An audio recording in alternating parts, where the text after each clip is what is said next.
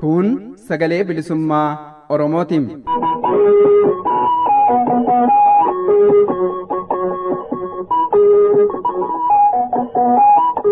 Sagaleen bilisummaa Oromoo dambalii gabaabaa meetir baandii 19 kiiloo heerzii 15,420 irratti jimaataa fi dilbata galgala sa'aatii 8 haga sa'aatii 8 walakkaatti afaan Oromootiin roobii ammoo galgala sa'aatii 8 haga sa'aatii 9tti afaan Oromootiin wal duraa duubaan qophiilee dabarsuu amma jalqabama. Kun sagalee bilisummaa Oromootiin.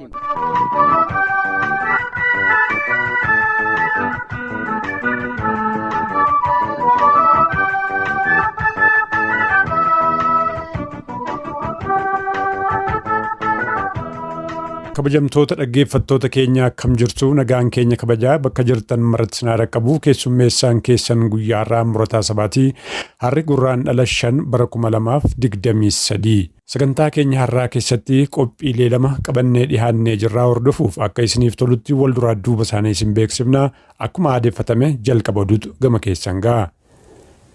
Tooftaa ittiin walloo cabsan mata duree jedhu jalatti qophiin qindeeffannee oduttaan sun isiniif dhihaata. Tibba darbee godina Wallaggaa ba'aa magaalaa Aannoo keessatti dargaggoonni kan keessatti heddummaatan namoonni 15 waraana mootummaan ajjeefamuu gabaasuun keenya ni yaadatama. Dhimmuma kana qulqulleeffachuudhaaf jiraataa magaalaa Aannoo kan ta'e nama tokko dubbifnee jirra. Xumura sagantaa keenyaa ta'ee dhihaata. Jalqabaa hanga xumuraa nu wajjin turaa isiniin jecha gama oduu yeroo kanaaf qabannee dhihaanneetti isin dabarsina.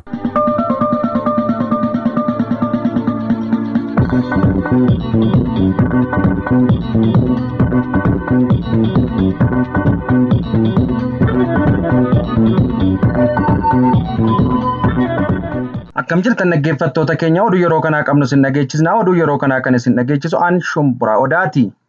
Miseensota ABO adamsanii hidhuun akkuma itti fufetti jira. Guyyaa har'aa guraan dhala 5,2023 kibba ba'aa Oromiyaa godina Arsii Bahaa magaalaa Asallaa irraa mootummaan Bilxiginnaa miseensa gumii sabaa ABO Jaal Daraaraa Lammii qabee hidhuun dhagahameera. Jaal Daraaraan Asallaa waajjira poolisii ganda Duwwaa 7tti hidhamee kan jiru yoo ta'u hidhattoonni sirna Bilxiginnaa balleessaa tokkoon maleetti qabanii akka hidhan oduun ABO dhaqqabe ifa godha.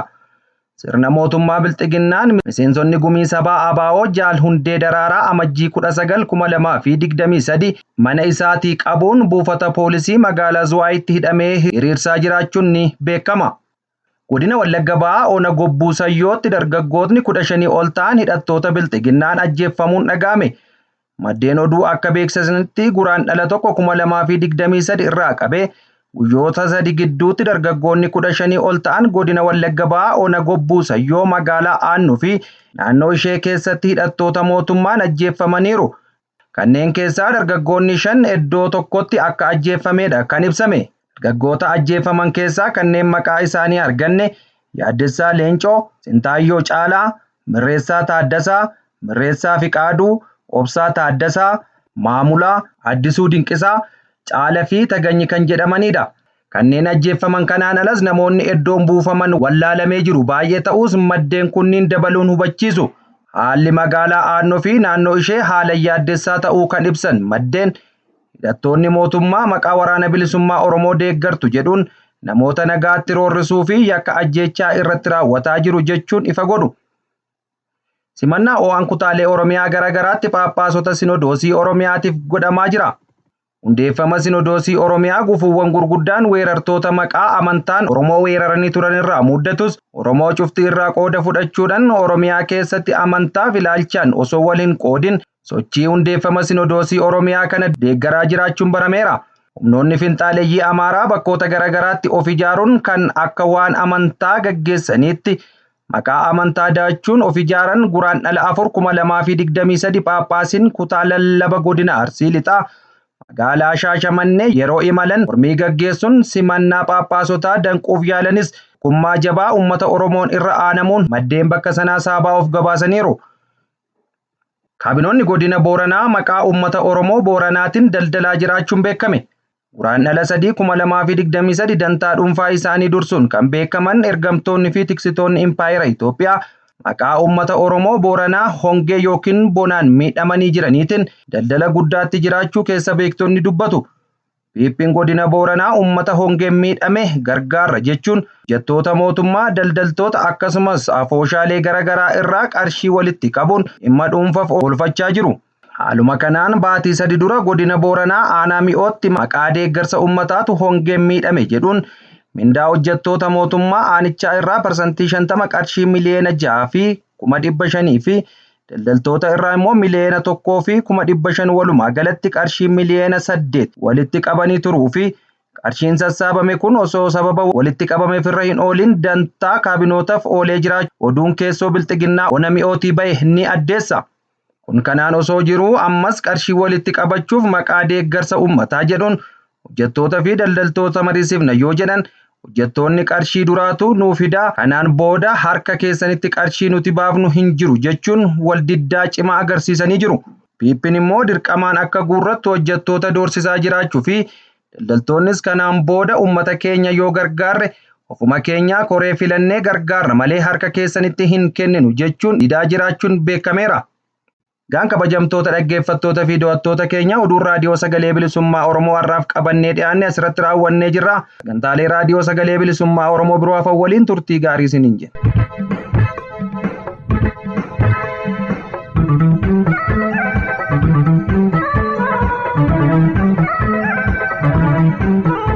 Dhaggeeffattoota keenya kan nagaa jirtan kun sagalee bilisummaa Oromoo sagantaa afaan Oromootii qophiin keenya oduu isin nageessisuun jalqabeetti fufaa.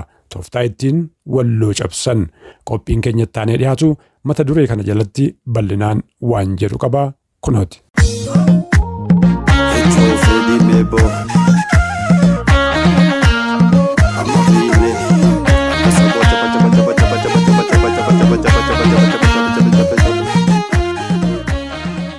Tooftaa walloo cabsuu.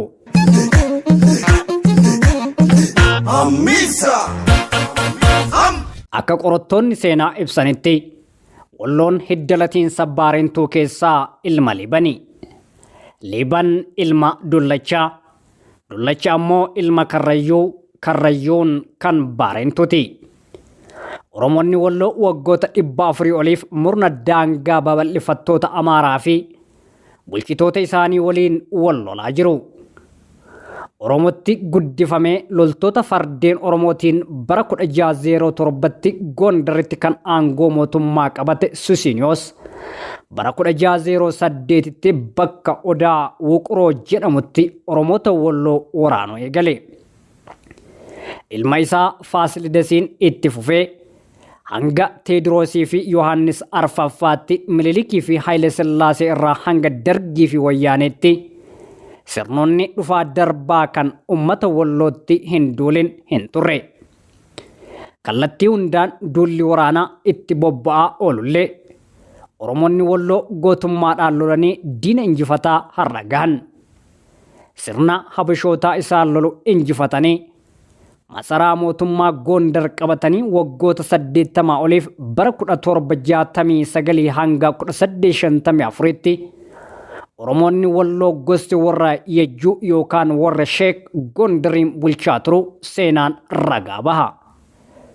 Barri bulchiinsa warra Yejjuu kun baay'ee dimokiraatawaa fi naannootti mirgi ofiin of bulchuu akka kabajamaa ture seenaan ni ibsa. Kufaatii bulchiinsa warra Yejjuutti aanee Teediroos bara 1855 aangoo qabachuun ilmaan Oromoo walloo irratti lola labsuun duguggaa sanyii irratti raawwataa ture. Bara bulchiinsa isaa keessaa Oromoonni walloo 12,000 ol haala suukaneessaatiin ajjeefamaniiru. Mana hidhaa keessatti billaa yookaan qoncoraadhaan namoota hedduun ajjeefameera. Uummata meeshaa maleeyyii irraa harka lamaan muramee mormatti maree hiriira galchuun magaalaa keessa naannessee akka gootummaatti ittiin dhaadateera. Uummata hedduu mana keessatti naqee alaan itti cufuun gubee fixaa ture. Teediroos gochoota suukaneessoo Oromoota walloo irratti raawwataa turus dhumarratti gootota wallootiin ajjeefame. loltoonni Warqituu fi Mastaawot lola cimaa waraana Teediroos waliin taasisaniin Maqdalatti masaraa isaa cabsanii seenuun gurraandhala 13 bara 1868 isa ajjeesan. Habashoonni garuu gootummaa ilmaan Walloo kana dhoksuuf akka waan loltoonni Ingiliiz Teediroosiin ajjeesanitti yookaan ammoo akka waan inni ofii of ajjeeseef seenaa dabsanii katabani. Teediroos ajjeefamee Takla Goorgis aangoo qabatee waggoota 4 Gondariin bulche. Achis mootii Tigraay kan ture Kaasaa Marcaa yookaan Yohaannis Arfaffaan kan duraan Oromoota raayyaa lolaa ture. Bara 1870 keessa gara Wallootti daangaa babal'ifachuun Oromoota Walloo waliin wal waraanaa ture. Murnoonni bulchiinsa Habashootaa kaayyoon isaanii inni guddaan biyya amantii tokko qabdu afaan tokko qofa dubbattuu fi sabuma tokko himattu hundeessuudha.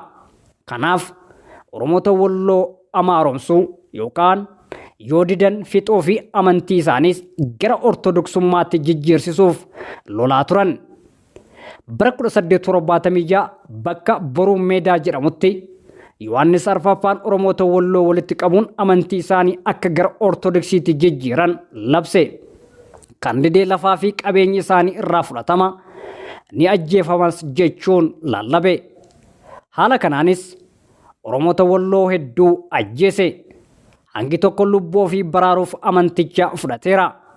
Kanneen aangoo fi faayidaatiin gowwoomfamanii amantii fi eenyummaa isaanii mulqanis ni jiru.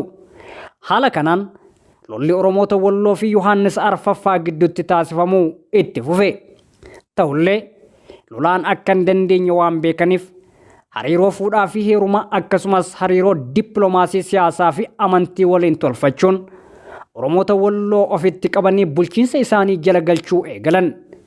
Yohaannis Arfaffaan hoogganaa waraana Walloo kan ta'e Muhammad Ali waliin waliigaltee taasisuun amantii isaa gara Ortodoksiitti jijjiirate akka aangoo argatu taasise abbaa kiristaanummaa isaas ta'eef maqaa isaas Mikaa'elitti jijjiirsise. Minilik ammoo intala isaa Shawaa Raggad jedhamtu Muhammad Ali yookaan Mikaa'elitti heerumsiise. Bulchaa kutaa bulchiinsa Walloo gochuunis maqaan aangoo Raas kennameef. Minilik ilma dhiiraa waan hin qabneef yeroo du'uuf jedhutti ilma intala isaa kan bulchaa Walloo Raas Mikaa'el irraa dhalate lij Iyyaasuuf dhaalmayaa aangoo dabarsee kenne. Ta'ullee Minilik du'ee Iyyaasuun bara 1913tti aangoo qabatee sababa hidda dhaloota abbaatiin Oromoo Walloo ta'eef qofa shira aangawoota Habashaatiin bara 1916 aangoo dhaalmayaan kennameef irraa fonqolchame. Haa ta'u malee ilma isaa aangootti deebisuuf abbaan Iyyaasuu Raas Mikaa'el loltoota Walloo qindeessee waraana Haayile Sillaasee kan aangoo impaayaratti Iyyaasuu irraa butatee jiru waliin onkoloolessa 27 bara 1916 bakka Sagalee jedhamutti lolee injifatee ture. Bara Minilik irraa eegalee ministeera waraanaa kan turee fi Iyyaasuu aangoo irraa kaasee Tafarii Mokonnon Haayile Sillaasee aangootti baasuuf shira guddaa kan xaxaa turee fi tawaraari Haabta Goorgis diinagdee erga loltoonni Haayile Sillaasee Sagaleetti injifatamanii booda Raas Mikaa'el abbaa Iyyaasuu maqaa jaarsummaa araaraatiin kadhatee akka inni lola dhaabu taasiseera. Shira maqaa araaraatiin qindeessaniin booda humna jabeeffatanii itti deebi'uun loltoota Raas Mikaa'el kan Iyyaasuu aangootti deebisuuf loluu cabsan. Raas Mikaa'el ni qabame. Lolli Oromoota Walloo irratti geggeeffamus itti fufe. Oromoonni Walloo hedduun isaanii afaan Oromoo dubbachuu dhorkamuun afaan Amaaraatiin dhaalaman. Eenyummaa isaaniis wallaalanii Amaarummaa akka fudhataniif jaarra lama oliif dhiibbaa guddatu irra ture. Godinoota Walloo lameen Walloo Kaabaa fi Walloo Kibbaa keessa kanarra Oromummaa isaanii beekan qubaan laakkawamu. Dhiibbaa waggoota dheeraatiin eenyummaa isaanii irraanfachiisanii Amaarummaa fudhachiisaniiru. Kanneen amantaa isaanii jijjiiranis hedduudha. Oromoonni Walloo eenyummaa, amantii, afaanii fi aadaa isaanii qabatanii hafan hanga guyyaa har'aatti guyyuu lolamaa jiraatu. Irra guddeessa Walloo weeraraa waggoota dheeraa keessa erga amaaromsanii guutummaatti bulchiinsa Amaaraaf kennaniiru. Kanneen Oromummaa isaanii beekan ammoo Oromiyaa irraa muranii godina addaa jechuun bulchiinsa Amaaraa jala galchanii duula weerara irratti geggeessaa jiru. Oromoonni Walloo uummata Oromoo bal'aa Oromiyaa bal'oo irraa bulchiinsa siyaasaatiin qophatti baafamanii maqaa godina addaatiin bulchiinsa Amaaraa jalatti roorrifamanii bulaa jiran guyyaa guyyaa murna weerartoota Habashaatiin dulli irratti geggeeffamaa jira. Qeefii qabeenyi isaanii gubataa jira. Guyyuu lubbuu qaqqaalii aarsaa godhanii lafaa fi qabeenya isaanii weerartoota irraa tikfataa jiraatu. Lola qindaawaa torbaan darbe Amajjii 21/2023 humna addaa naannoo Amaaraa milishaa fi faannoo Amaaraatiin akkasumas qindeessummaa dhoksaa mootummaa federaalaatiin eegaleen torbaan tokko keessatti Oromoonni Walloo 150 ol ta'an ajjeefamaniiru. Dhibbootaan kan lakkaawamanis madaawaniiru. Manni fi qabeenyi isaanii hedduun gubateera. Kanneen kumaan lakkaawanis qe'ee isaanii irraa buqqa'aniiru. Gaaga'amaa fi miidhaa lubbuuf qabeenya isaanii irra ga'e hordofee loltoonnii fi poolisoonni federaalaa magaalota Walloo keessa qubatee dararama biraa Oromoota Walloo irratti raawwataa jira. Labsii yeroo muddamaa Command Post godinicha irratti labsuunis uummata Oromoo Walloo jumlaan qabee hidhaa saamaa fi ajjeesaa jira. Hidhattoota Amaaraa uummata Oromoo Walloo fixaa turan irratti tarkaanfii seeraa fudhachuu osoo qabanii isaan dhiisanii uummata Walloo ajjeefamaa fi miidhamaa ture irratti lola biraa maqaa Command Postiitiin geggeessaa jiru. Kun ammoo mootummaan federaalaa lola hidhattoonni naannoo Amaaraa duraan Oromoota Walloo irratti geggeessaa turan akka tumsaa ture mul'isa. Yeroo humni addaa Amaaraa hanga humna isaa uummata Walloo lolee dadhabutti humni mootummaa federaalaa dabaree isaa itti dabre ummaticha lolee cabsuuf tooftaa fayyadamaa jiraachuu isaati. Uummanni Oromoo bal'aan lola qindaawaa dabareedhaan maqaa jijjiiratee Oromoota Walloo irratti geggeeffamu kana cal'isee ilaaluu hin qabu. Birmachuu fi qaba. Sirna maqaa adda addaatiin Oromoota Walloo irratti lola geggeessuun duguggaa sanyii irratti raawwataa jiru kanatti Oromoon fincilee ofirraa dhabamsiisuu qaba. Oromoon marti hiree tokko waliin qaba. Diina waloo isaa irratti waliin duulee bilisummaa fi mirga abbaa biyyummaa isaa gonfachuu irree tokkummaatiin qabsoo jabeessuu qaba.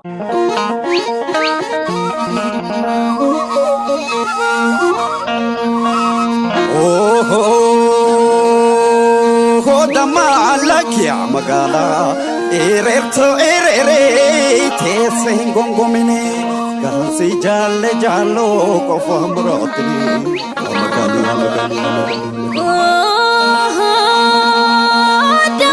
Lakia magala si jalle na bona si jipanda dabe atis dalle ormani si mandabe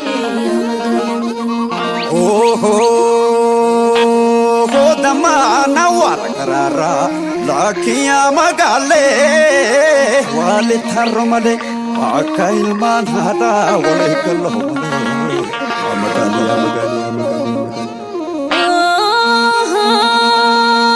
damala kia magala hindere tamale shampokoni dalu sinjala namale wasifana dalu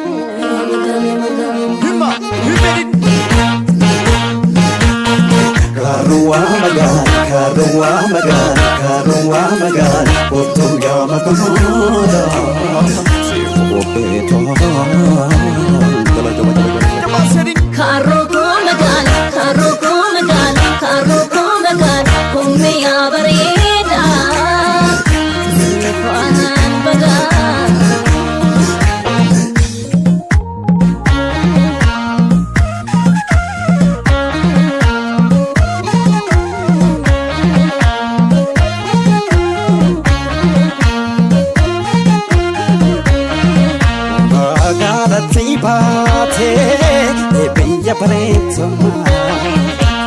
Magalati bade ebiya parentoma ane bifa fidalota nanga fisi homa ane bifa fidalota nanga fisi homa ane olba tuleraya ane kapi warawayo olba tuleraya ane gadi warawayo kabe fakete ane sile king so dayo Akka bifaaketi ana seelektiin soodayyuu ani kojoon gaara jalaa ani karaaruun kaabanii ani kojoo gaara jalaa ani karaaruun kaabanii ana seelektiin saantre ana simaaleen kaabanii ana seelektiin saantre ana simaaleen kaabanii Fagora bahe, ane ti dogo dilala, ane garfagora bahe, ane ti dogo dilala, ane punya nabasofi, ane jalan leke bala, ane punya nabasofi, ane jalan leke bala, ane karwa magara, ane kotme silala. Ani karwa magara, ani kotme silala.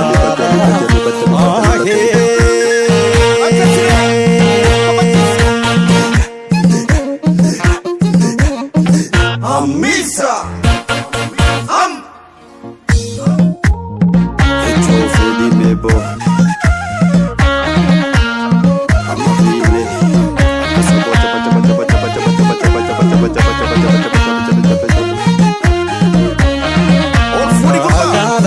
Baate biyya bareedsama magaalatti baate biyya bareedsama ani biifaa fi dhaloota nangaafisi homa ani biifaa fi dhaloota nangaafisi homa lallaafina bofaa ani dulluma seehanii Lala fina bofa, ani tolo mose hani, ani siya den ho kare, ani bela hense hani, ani siya den ho kare, ani bela hense hani, ani chila te hawara, ani waran minka kabo, ani chila te hawara, ani waran minka kabo.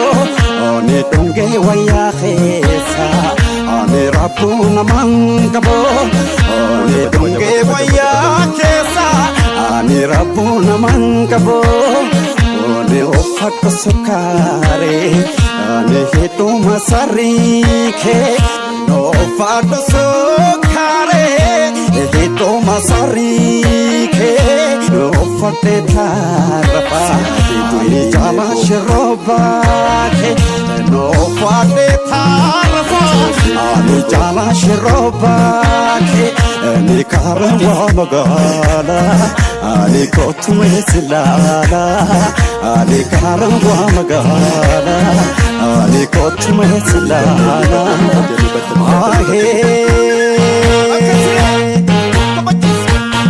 Karwa magal, karwa magal, karwa magal, kotu ya magamada, sifu beta, gala jaba jaba jaba. Karogo magal, karogo magal, kumme abareda, sifu anan bada.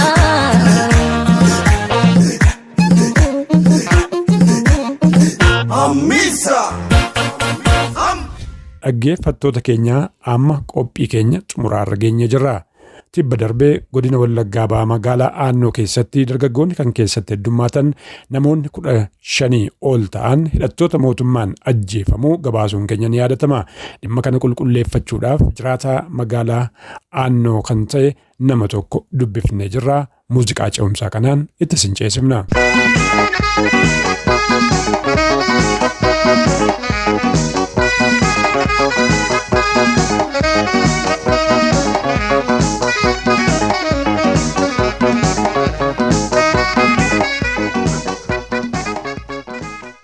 Jiraataa magaalaa Aannootii jennaan gama keessanitti bilbillee haalli Aannoo keessa jiru ulfaataadha. Namni ajjeefama akka jiru, dararaan qaama piippiin irra gaa akka jirudha kan odeessa qabnu. Kanaaf gama keetti bilbillee mee maaltu jira wanti dubbatamu kun hagam dhugaadha? Sirriidha. Karaan guyyaa gaafa 24 jechuunis gaafa kamisaa waraanni bilisummaa Oromoo magaala seenee ture. Tolee 24 jechuun akka lakkoofsa Itoophiyaatti. Akka Itoophiyaatti guyyaa gaafa kamisaa jechuudha. Isaan booddee waraanni kun barii 12 galee naannoo sa'aatii 5tti magaala keessa ture ba'ee sanirraan kan darbe waraanni mootummaa ba'ee aanaa biraarraa deebi'ee dhufe. Kanaan biraarraa argisaan jedhamee dabalataa dhufe achi gaafa dhufu dargaggoota funaanee rashanuutti ka'e jechuudha. Dargaggoota gara naannoo 15 kan ta'an baasanii rashananii. Tolee dargaggoota kun tarii maal balleessitan ittiin jedhaniiti kan fuudhanii rashanan eessaati mana jireenyaa isaanii keessa moo tarii barattootaadha naannoo mana barumsaatii fuudhamoo bakka hojiiti moo ijoolleen kun qaama biraadha jedhaniiti maaltu jira? Ijoolleen kun gariin isaanii barattootaa gariin isaanii lafqaan bultootadha. Kanneen iddoo isaan itti ajjeefan mana isaanii irra deemamee namoota jibbaa uummata Oromoo irraa qabanii fi garee finxaaleeyyii turre dudduuba deemuun jarreen kana karaatti agarsiisa jechuudhaan kan isaan funaansanii ijoollee kana ajjeessan jechuudha. Ijoollee walitti qabaniiti ijoollee 5 bakka tokkotti kan isaan rashan barattoota qabaa tokko illee hin beekan. Akka jara kana ijoollee dhufeenya takka illee hin qabaanne fi namoota dhimma isaanii jiraatan karaa marraa qabaniiti.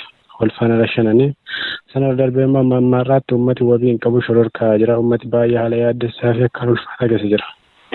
Tolemee qaamni manarra deemeetti argisiise jettu kun qaama kamiidha? Warri itti argisiifamu yookaan warri qabee rashane kunoo qaama mootummaa keessaa ta'e siin jechuu kooti amma waraanni mootummaa humna addaa Oromiyaa jira federaalli jira warra kana keessaa warra kamiidha qaamnati dura bu'eetti argisiisaa yookaan funaansisaa jira jette kunoo eenyudha?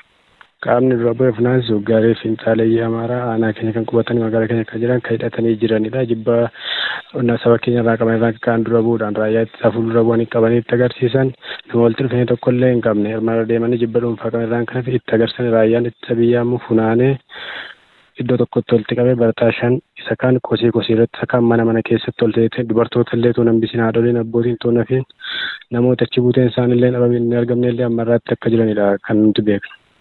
Namoonni achi buuteen dhabaman jettu kun sababa rakkoon kun uumameef tarii baqataniiti moo jara kanatu fuudhee deemee dhabamsiise? Bakka hojii isaan hojjetan bakka dafqaan bultoota jijjiiru bakka naannoo keenya agiroo industirii naannoo kan jedhamu jira qaansiraa kan hojjetan hojii guyyaa kan hojjetan jechuudha hojii humnaa. Jarreen kan iddoo isaan hojii humnaa hojjetaniiti fuudhanii jiruuf najjeefamanii isaan hin baranne dargaggoota yoo xiqqaatan hamma hora du'anii ol jiranidha. Kanarra darbee immoo ijoollee sabboontota illee kan torban darbeetu dhukaasni lolli kun hin jalqabe. Manidhaa keessaa fuudhanii bakka isaan buusan hin baramne ijoollee sabboontota jedhamanii fi kan yeroo adda addaatti manidhaa jiran fuudhanii bakka isaan geessan illee hin baramne.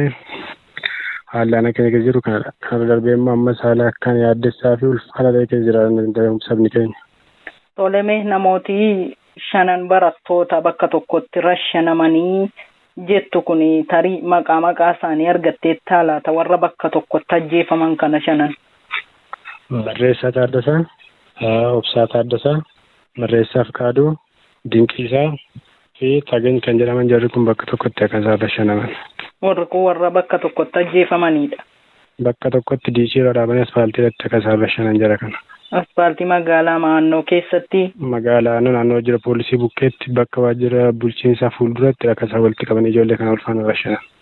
Mee rakkoon kan dhalatee qaama waraana bilisummaa Oromootu magaalaa sana seenee tarkaanfii qaama mootummaa irratti fudhateedha kan naan jechaa jirtu egaa kan rakkoo kana uume yookaan kan tarkaanfii kana fudhate qaama hidhatee jiru akka isaaniidha kan rashanamaa jiran immoo namoota harka qullaadha gaafa kana godhan waan ittiin jedhan qabu laata gaa namoonni kun illee lubbuun darbanii waan ittiin jedhame tuurraan baramin tarii namoonni naannoo sana jiraatanii dhagaa yookaan odeessa yoo argattaniittu ta'e ta'atii namoota kana rashanan bakka tokkotti ajjeesanitti sababa kanaa fi kana balleessitan wanti ittiin jedhan jira waan nageessan qabdu. Badii isaan balleessitan jedhanii uummata keenya daranii fi reema rashanii fi kanaaf immoo manatti doorsaa jiranii qaamni kun biyyan beeku magaalaan beeku karaa baasuun beeku isintu gaggeessa isintu walitti dhufeen jarka hojiin qaba walitti dhufeen jarka hojiin qabdaan bilbiltanii itti waan ta'e nu waraansistanii gumaa keenya immoo isaaniin ba'uu yoo dadhabne isaanii yoo isaaniin jiran ta'e isin irratti baanaa jedhanii takka isaan akkas godhan. Isintu fidee karaa argisiise isintu nu rukuchiisedha. Isinti nu agarsiise yoommoo jedhu yoo isaan achitti dhufanii waran nu dhimma herrega keenya isin irratti buufannaa jedhu uummataan. Namoonni du'anii lakkoofsaan 15 akka ta'anidha akka quba qabdu. Tarii maqaa isaanii argachuullee dhabdan namoota kana reeffa isaanii kaafachuun danda'ameera. Maatiin namoota kana reeffa isaanii argataniiru laata warra du'an warra 5 ammaa dabalatee jechuu kooti. Warri kun warra awwaalamanidha. Warri argamne jiru warra awwaalaman sunis gadda akka bulee guyyaa kataajaa meeqaa fi jaartoliin meeqa deemanii reeffi magaala keessatti ajaa'iba dhiigni magaala keessa nama deemsisu. Karaa meeqaa fi magaala ajaa'iba namni deemuu hin danda'u booda jedhamee sodaa jiruutiin dirqamaan jechuudha kan isaan kennanis kadhame uummati kadhatee jechuudha. Gaafuma sana moo tarii bulchanii oolchanii fa'i? Bulchaniitu akka isaan kennan gaaficha kakka'e namoota muraasa qofa. Kan isaan ajjeefamanii kamisaa bulchaniiti kan reeffi kaafame jaarsoliin kadhatanii. Qaamolee isaanii qofa akka isaan gaafsan kaasifatan qaamolee warra ijoollee jara kan hojjetu dhufanii qabdanii rashaanaman bulchaniitu kan isaan kennaniif. Haa ta'u namoonni hedduun ishii achi buuteen dhabamee du'aaf jiraa isaanii hin beekamu naan jetteeti jirta. Warri kunis warri bakka hojii isaanii bakka garaagaraa irraa fuudhamanii dhabaman kunis guyyuma sanaadha kan fuudhaman hagammaattis wanti dhageessan hin jiru. Hagammaatti wanti dhaga'ame hin jiru guyyama gaafa sanaa galgala bakka naannoo sa'aatii 6 booddee akka isaan namni fuffunaa namutti ka'ee hammi rashaname hammi kaan immoo iddoonni bu'ee fi lafa inni jiru ammaatti kan hin baramne kan isaaniin qabame kan baqatee osoo hin taane kan harka isaaniin qabanii fuudhanii deeman kan isaan tumaa magaala keessa deemsaa turan amma garuu kan isaan bakka isaan hin jirre beekamnedha jarri kun. Namoota achi buuteen dhabame kana yoo tarii maqaa argachuun yoo isinitti ulfaate lakkoofsa isaanii yoo waan qabdan tarii maatiin nama ganaanna jalaa badee jedhee odeessuma argattaniin lakkoofsi isaanii hagam akka ta'e waan adda baafattan jira. Hagammatti akka qabatamatti kan jiru kan odeeffamu nama baay'eedha garuu kan akkamatti kan dhaga'e naannoo nama 8 akkas badaniiru achi buuteen isaanii dhabameera beekamanii sarratti dabalatee immoo hidhamtoonni illee akkasuma sabboontonni iddoo isaan buufamanii fi jiruuf hin jiranii isaanii illee hin beekamu isaanis fuudhanii gara isaaniitti geessan hin beekamne. Mana hidhaa eessaa turan eessarraa fudhatamaniitu dhabaman? Manuma hidhaa magaalaa naannoo jiru keessaa waajjira poolisii aanaa gobbuu sayyoo keessaa baasanii lafa isaan geessan hin baranne agarraatti. Isaaniin olaata maqaa isaanii argattanii? Isaaniin namoota muraasa si kaasuu nan danda'a namoota sadarfan tokko. Eeyyee. Tokko Geetaa Shifarraa jedhama. Mikaa'eluu kan jedhamu keessa jira. Tamasgeen kan jedhamu jira. Taarikuu kan jedhamu keessa jira. Darajjee kan jedhamu illee jira. Balaay kan jedhamu ni jira. Narreessaa kan jedhamu ni jira. Ijoolleen baay'eedha kanarraan kan namoota isaan bebbeekuudha kun garuu kan fuudhamee sokka makiinaa tokko kan ta'anidha paatrooliitti godhamaniitu akka isaan ba'an kan jedhame. Guyyaa marakkoon kun magaalaa sanatti ta'eetu mana hidhaatii baasanii deemanii. Yommuu guyyaa marakkoo kanaati kan isaan baasanii bakka isaan buufaman dhabaman. Namoonni kun kan hidhamanii maaliin duraan jechuun siyaasaanii hundumti isaanii warri tan manaa kaaftus warri maqaan argannes warri dhabaman jettu kun. Hundi isaanii siyaasuma waraana bilisummaa Oromoo wajjin walitti dhufeenya qabdu jedhamaniitu maqaa isaanii hidhamanii dararamaa turan ijoota hedduu dararamanii booddee ammoo bakka buuteen hidhaman.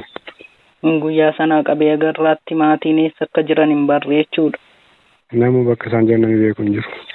Haa ta'u mee amma haalli waliigalaa magaalichaa naannoo keessan jiru maal fakkaata? Haalli naannoo keenyaa gamma akka yaaddessaa fi balaarra kan jirudha. Uummati abdii hin qabu. Gareen finxaalee saba Amaaraa kun ijoollee isaanii fi maatii isaanii illee baqsiifachaati kan isaan jiran. Egaa gara fuulduraatti uummati sodaa guddaa qaba tarkaanfilee duratti fudhatu jedheetu yaaddoo hamaa keessadha kan uummanni jiru. Mee gara dhumaatti dhaamsa wanti qabdu yoo jiraate? Dhaamsa ni qabu yoo jiraate hawaasi Oromoo bakka jiru irraa ka'ee rakkoo uummata isaa kana wagguuf irraa falmate yeroo gabaabaatti firraan gaggeessine bara biraatti du'a keessummeessaa akka hafnuudhaa fi irra jireessaan immoo kan uummatis nu hubachuu qabu. Uummati harka nagaatu bakka yeroodhaa gara yerootti harca'aa jira. Kun immoo qaama lamaanirraayyuu bu'aa buusuufis hin qabu kasaaraa uummata Oromoo irratti ramadaarraan kan hafe kasaaraa kana immoo yeroo gabaabaatti ofirraa galagalchuu qabna. Kanaaf tokko taanee wal tumsine ba'aa ulfaataa kana walirraa galagalchinu isa dhumaa tokkummaan kaane haa awwaallu jedha sirna kana. Haa ta'u egaa yaada nuuf laatteef guddifneesi galateeffannaa ulfaadhu galatoomii jabaadhaa wanti haaraa yoo jiraate immoo walitti deebina. Maqaa sagalee bilisummaa Oromootiin guddisiinsi galateeffadha galanni kee bilisummaa ta'u. Ajee ulfaadhaan keessanillee.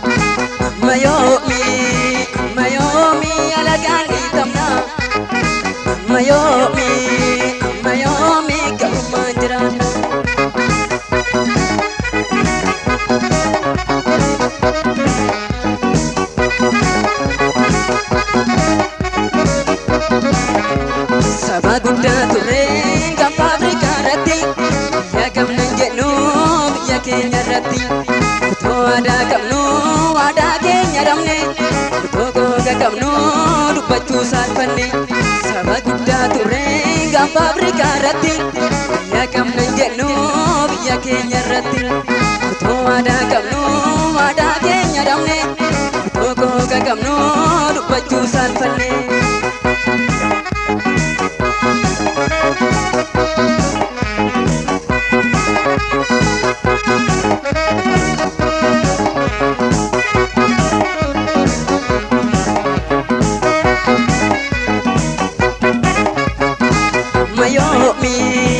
Mayomi alagani tamna Mayomi karumanjirana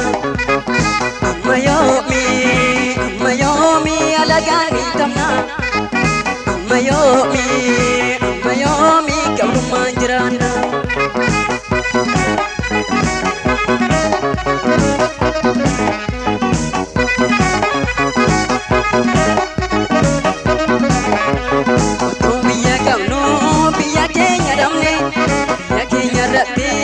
Alagani tamne kabinya keenya le alagaan saamamne nama gadi taane sabummaa saalfanne otoo biyya qabnu biyya keenya dhabne biyya keenya irratti alagaani tamne kabinya keenya le alagaan saamamne nama gadi taane sabummaa saalfanne.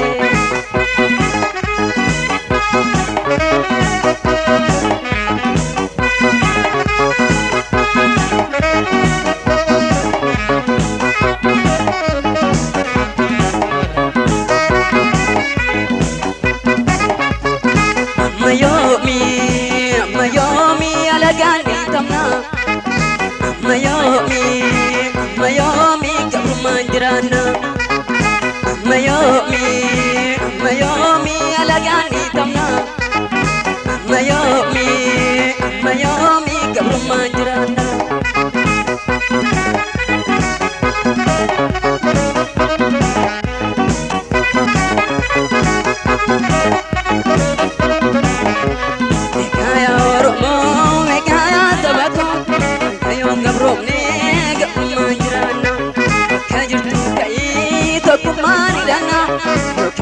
Somne okini dabamna kaya oromo megaya sabako bakajirtu kai tokuma dingana mayom gabromne gabruma jirana yokumbele somne okini dabamna.